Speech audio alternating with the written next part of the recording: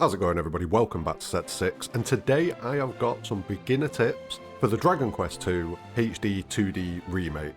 Bit of a mouthful, but I've been having a great time with this game off stream. A massive thank you to Square Enix for providing me a copy of the game in order to make content with. Please do like the video and subscribe for future content, but let's jump straight into those tips. And the first tip is to set up your starting party properly, and I have some recommendations for this. At the start of the game, you'll be directed to Patty's Party Planning Place, yeah, that's the one, and you will be tasked with picking 3 other party members to make up your team. But I immediately recommend ignoring the first floor and heading straight upstairs to the second floor. Now on the second floor, you can create your own characters to recruit to the party, and you get a little bit more versatility here. You can make them look how you want to make them look, you can give them the names that you want to give them, and you can select from some classes that might not be available downstairs. My recommendations for the starting party that you go with is obviously your hero character, and then you go with the mage, the thief, and the priest. This will give you the best of all worlds. You'll have damage dealers, you'll have your healer, you'll have your caster, plus at the end of each fight, the thief will have a small chance of automatically stealing an item from one of the enemies in combat. And this is a great way to passively stock up on items as you go through the game. This is my personal preference for a starting team, but you can definitely ignore my recommendations and mess about a little bit. There are a lot of possibilities. The Monster Wrangler seems like quite an interesting character as well, so might be worth checking out. Definitely experiment a bit, but if you want a nice, solid starting team that I've been using and has worked brilliantly for me, hero, mage, priest, thief. It's worked for me. Now the second tip is a little bit of an obvious one, but it is to search everywhere, and I mean literally everywhere, because there are a lot of items in places that you might not expect them to be at the start of the game. Once you get a little bit into the game, you'll recognise which overworld, like, items hold items? Items in items? Yeah, that works. But you'll start to recognise it. There are bags hanging on the wall, there are barrels that are a slightly different colour than other barrels, there are urns that haven't got a lid on. All of these things tend to have items in them. Bookshelves tend to have items, and there'll even be little spots of the ground where there might not be anything specifically that stands out, but once you go over to it, a little icon appears above your head and you know that there's an item there. On top of that, on the overworld, you will see a lot of sparkly, shiny spots on the ground, and guess what? There's some items in there, so make sure that you are taking the time to run around everywhere and find all of the items. And this feeds into the third tip, which, as well as finding items by running around and looking about, make sure that you are buying items as well, because there are some weapons that become very useful in certain use case scenarios, which we'll get into a little bit later. You can make sure that you stock up on potions. Early in the game you want to stock up on chimera wings, because they'll make sure that you can fast travel between locations that you've already been to. Very useful to just make sure that you are buying things that you need. And yes, these are pretty obvious tips, but it's a pretty old school game, and going back to basics will yield good rewards for you, so make sure that you're not overlooking certain things, as it can become very tempting to just sprint ahead and blast through, and you'll miss stuff, so just pay attention. And this also feeds into the fourth tip. When you're looking around and searching through items and stuff like that, you will find these things called mini-medals, and mini-medals can be traded with a merchant underneath the city of Aliahan. In the bottom right hand corner of the area there's a well. Hop into the well, go down, and you'll be able to speak to this trader. One thing that I would massively recommend doing is make sure that you get the 2 mini-medals in Aliahan right at the start of the game. The first of them is in the castle. I won't tell you exactly where it is, but there's one in there, so search around, you'll find it. And then the other one, you want to come back into Aliahan at night, and there's this house here that has a person stood outside of it in the daytime.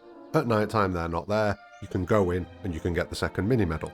Once you've got these two, go back to the trader and you will get a thorn whip, which is a very useful weapon that hits all the enemies of a certain group. So say you've got 4 slimes on the field, you attack with the thorn whip, you'll hit all 4 of them. Super effective at clearing out early encounters for you and helping you with the next tip. And the next tip is grind. And again, we're going back into, this is pretty obvious for an RPG, especially an older one, and you're right, it is, but you will tend to be probably a level or 2 behind each area that you come to as you progress through the story. If you don't grind, that'll get even worse and you'll fall quite a bit behind. So make sure that when you get to each area, you grind. Now, the best way to grind, I've found personally, is to stay around a town that you've already been into. because that way you can dip in, you can resurrect anyone who dies, you can rest at the inn and change it from nighttime to daytime again, if the fights in the evening are a little bit tough for you. They shouldn't be, but you can do if you need to. But staying next to the town is the first essential part of this. The second part of this is to crank the combat speed up. You can turn it down when you're coming back to bosses and stuff like that if you really want to, but cranking the combat speed up to ultra speed, I believe it is, that's going to be nice and effective, and it's going to help you with grinding as quickly as possible. And then the third thing is to set your party set up to fight wisely, I believe is probably the best one. You can go to all-out attack if you want. I don't recommend using things like don't use MP or anything like that, because you are stood right next to a town. You can just run in, use the inn, boom, you've got your MP back. And in the very early game, you don't even need to do that. You can just stay around Aliahan. You'll be able to sleep at the hero's house, which is free of charge, therefore saving you a bit of money. So in the very early game, it's completely free. But yeah, I would say each time you get to a new area, stay around the main town that's there and just get a couple of levels. Couple that with making sure that you're equipping the right gear, and you will be perfectly fine going forwards through Dragon Quest III. All of these first 5 tips can be done right at the very beginning of the game around the first town, Aliahan, and will help you just set yourself up really nicely going forwards. Now for the 6th tip, we're going to push a little bit later into the game, not much later, just a little tiny bit, a couple of hours maybe, but you'll get an item called the Thief Key. And what this does is it lets you open red doors that you may have encountered on your journey that are locked. Make sure that you go back to each area that you've already been to and go through those red doors, and going forwards from here, keep an eye out for red doors. A nice easy way to do this is when you get into an area, press square to open the map, and you will see locked doors have got like a little padlock icon on them, so you'll know where a locked door is. This is something that repeats later on in the game. You'll get something called the magic key, which will open blue doors that you've not been able to access. Now, on top of that, there is at least one more key that you can find later on in the game, but the main point of this tip is to just advise you, when you do get a new key, go back. Go back to areas that you've already been to, and you will find a lot of items that you weren't able to access previously. A lot of these items are powerful pieces of gear that will help you going through the game, so do not miss out. Make sure that you backtrack and check these areas out every time you get a new key. So for the 7th tip, we're going to talk about personalities. Each character in your team, including the hero, will have a personality. And what this personality does is it determines how many stats you gain at a level up, and it will be skewed towards different things. Now for the hero, this personality is determined when you do the quiz at the very start of the game, and for the rest of your party, it's determined when they are created in Patty's party planning place, my god. But these personalities can be changed. And there are 2 main ways to do it. In fact, I believe there are only 2 ways to do it. The first of them is through equipment that you can find. I believe only accessories. I don't think I've stumbled across any other pieces of gear that do this. I think it's just accessories. But you will see an accessory that will have a description, and in that description you will see a word bolded. And the bolded word is the name of the personality that will be applied to that character for the whole time that they're wearing it. However, when you take that piece of equipment off, they lose that personality and go back to their default type. The other way to change a personality is using a book item that you'll find, and you just go into your inventory, find the book that you want, select it, and use it on the character that you want to apply the personality to. This is a permanent change, but you can change it again using different books, and you can overwrite this with an item. So as you can see, the options are pretty far-ranging. There is a big list of personalities that all do different things, give you more of a certain stat and less of another stat.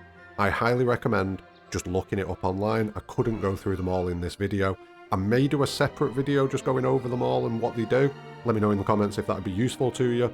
But you can also find lists online that tell you what stat increases you get and what stat decreases you get, depending on which class. Some of the ones that I've kind of noticed that are pretty useful are the Vamp personality, which doesn't really have that much of a downside as far as I can see.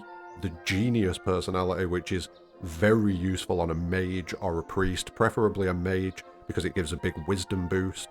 And the Paragon class is very useful for physical jobs because it gives a big strength boost. So for tip number 8, we're going to look at combat a little bit. We've already gone over the best ways to set up. Fight wisely is very useful if you're just kind of smashing through fights. but I would recommend taking control when you come to bosses or tougher fights because, yeah, the AI will probably do quite well, but it won't do as well as you would. You can pick specific things to do. And when you are in control of combat, make sure that you are paying attention to buffs and debuffs in combat. One thing that I have noticed is that buffs to your party and debuffs to the enemy party are very, very useful and very powerful in this game. They can turn the tide of battle on its head quite quickly. So make sure that you are hitting all enemies with debuffs and make sure that you're buffing your party, even just casting Accelerate on the party so you act first probably in every turn. That's going to be essential. On top of this as well, as a little bonus tip, make sure that you keep an eye out for prayer ring items. A prayer ring item is an item that you can use on your party to recover MP. It only recovers a small amount, but it can be reused. Over and over again, it has a small percentage chance of breaking each time you use it, so you might get unlucky and one will break quite quickly. You might get lucky and one will just keep going and letting you fill your party's MP up over and over and over again. You do get and can carry multiple of these at any one time, so try and, if you've got 2 or 3, do what you want. When you get down to your last one, try and only use it if you really have to, just so that you've always got at least one. But yeah, it can pull you out of some rough situations where you've burned through all of your MP, and it can make sure that you continue being able to cast buffs on your party. See how I linked those two together? See how I linked them together? But yeah, tip number 8, concentrate on buffs and debuffs. Now, tip number 9 and 10 both go a little bit later into the game, probably at about the between 8 and 10 hours region of the game. And the first of these, tip number 9, is all about All Trades Abbey. Now, All Trades Abbey is a place where you are able to change the job, the class, of one of your characters. And when you do so, they retain all of the skills they learn, and their stats don't go back to a basic level 1, they get halved. The character itself does go down to level 1, however, meaning that you can level up and make yourself even stronger than you were previously by the same level, while also retaining all of the skills and capabilities that you had on the previous class. This is a mega powerful mechanic to use. It's something that can make your party not only exceptionally versatile by giving them skills from multiple classes, but can also make them very strong. Now, it's kind of up to you when you do this. You'll probably pick this up at about level 20, and it is something that you can do at this point, but it's also something you can hold off a little bit and do a little bit later. It's kind of up to you. You won't be able to change the hero's class because, he's the hero. Why would you want to be anything else? Come on. But it might be an idea to maybe change your thief into a martial artist or a warrior at some point. Also, there is a class called the Sage, which is a better version of the mage and the priest. It's pretty much a combination of the two. So once you gain access to that, which you won't have right away, we'll go over that in a minute, it might be worth changing one of your mage or your priest into a sage so that they can cover both aspects of casting, and then change the other into a different job. Like turning a mage into a warrior is quite interesting because you then end up with a character that's strong at both magic and physical. So as you can see, there are a lot of options there. There is a lot of versatility in how you build your team. You can customize it and run what you want to run. So make sure that you don't forget All Trades Abbey, because even if you don't do it when you first get there at level 20, it's definitely something you are going to want to come back and do later on. And the final tip branches off from All Trades Abbey, and this is about a place just to the north of All Trades Abbey called the Tower of Transcendence. Now there are 2 things that you want to pay attention to here. One of them is the Sage job, and the other one is Metal Slimes. So we'll do the slimes first. Metal slimes are little juicy blobs of XP. Yeah, that's how we'll describe them. Little juicy blobs of XP. And as with these kind of creatures in most other games, like cactuars and stuff like that, they're not the easiest thing to kill. But if you do manage to kill them, you will get a massive chunk of XP to spread across your party and level up quickly. This is something that is extremely useful if you've just changed a character's job back at All Trade Abbey, because they will go back to level 1. You can come here, quickly catch them up, as long as you are able to kill everything that's in here still. Don't turn all of your party into level 1s at once, you'll regret it, trust me. But if you need to level 1 or 2 characters up a little bit, this is the place to come. Head up to the 5th floor of the Tower of Transcendence. It's a little bit of a maze, but you'll get there. And when you get into a fight with Metal Slimes, They'll tend to pop up with other enemies, although there is a chance that you'll just get one fight that's got like 8 metal slimes in it. That's definitely the best one, but it doesn't pop up that much. Now, in order to kill a metal slime, you have to do things slightly differently than you would with normal enemies. They resist all damage, so any attacks and spells that you do are going to do pretty much 1 damage, unless you manage to land a crit, which will probably kill the metal slime in 1 because they only have 4 HP. And the reward that you get for killing each metal slime is 4,140 XP, which is a lot, and if you can take down multiple metal slimes in a fight, it gets better. So you want to take them down.